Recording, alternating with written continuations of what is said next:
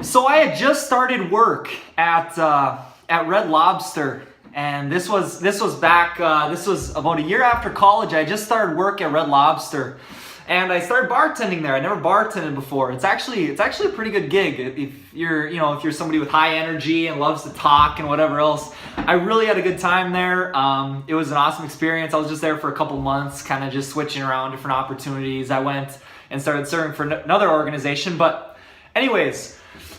This guy that was back in the kitchen, his name's John, and he asked me, he said, even when you might be upset or, pissed off about something or whatever else, it never seems like you're angry. I've never seen you, and this was like a month after I worked there. He said, I've never seen you angry before. And I just said, you know what? I said, you know what, John? He goes, you're always happy, you're always all over the place, running all over, you're never stressed, and you just always look happy. What's going on? Let me know what's going on. And I said, you know what, John?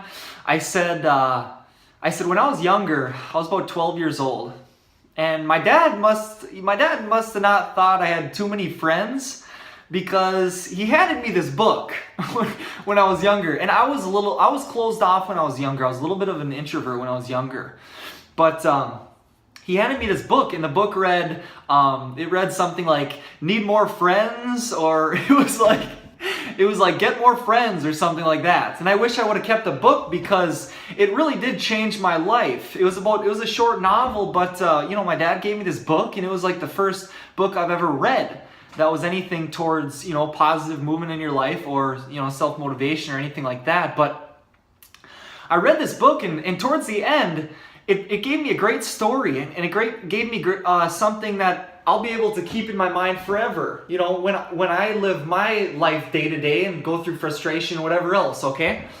And what it said in this book was okay, you're living in this house, okay? You're living in this house that's completely boarded up. You're living in this house that's completely boarded up and full of walls, okay? There's no windows, there's no draft, there's no air coming in and out, there's no nothing. You're living in a completely, it's wall to wall. You're living in a box, okay? You're living in this box and there's nothing going on. You're pretty much suffocating in this box, all right? Now, the transition that he made to open-mindedness, to transparency, to really opening your creative part of your mind to all the opportunities in life, and all the opportunities to gain more better relationships, more friends, better success, better wealth in your life. It was a great analogy. You're living in this box that's all walled up and boarded up.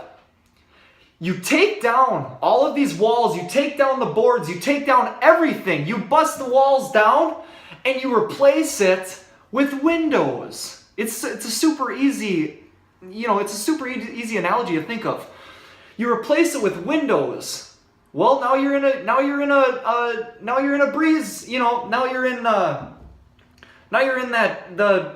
breezeway house that you put, no, it's called a screen house. It's not a breezeway house. You put a screen house in your backyard, and that's exactly what you have now. The walls are down and you have screens. The wind is flowing, the air is flowing in and out freely. That's exactly the way you want to look at your life, okay? You want to look at your life transparent. You want to look at your life open-minded. Open to suggestion, open to, let people vent to you. Let people tell you their frustrations during the day, and just take it in, and don't sit with the air. Don't sit with that air in your lungs, but let it back out. Let it back out like the air, like a screen house lets air in and out. And that's exactly the analogy that I've kind of cemented in my mind. And day to day, when I'm going through my frustrations, I get angry during the day. I let the air in and out, and that's exactly what I've used in my struggles and in my current situations when I've gone through struggles. Now, these are two things that you can completely implement in your life right now, as you're watching this video. You got 2 goals that you want to do. You want to become, first of all, you want to become self-aware. Self-aware of who you are and what you want to do, okay? You become self-aware of who you are. If you're an introvert, great. If you're an extrovert, great. Okay? Whatever your desired outcome is, you want to become self-aware of who you are, what your passion is, and what you want to do. What is it that generally excites you? Okay? What gives you energy during the day? Second thing, you want to become, through this screenhouse, you want to push down the walls, okay? You want to push down the walls, and through this screenhouse, you're going to become completely open-minded and transparent. That's your second goal, number 2, okay? These are 2 things that you can implement today, and it'll change your life. It'll change the way that you see things and the way you talk to people and the way you communicate with people, okay? So these are 2 things that'll bring you to your, in your goal-making process, goal after goal after goal, you'll reach your desired outcome. This is one more step to changing your mindset. The mindset is the first thing you need to change, okay? And through these videos and whatnot, I'm going to be talking more about mindset, but this is just one factor within your mindset that you need to change. Becoming open-minded and transparent, okay? Subscribe down below if you enjoy this video. You'll be hearing more from me weekly.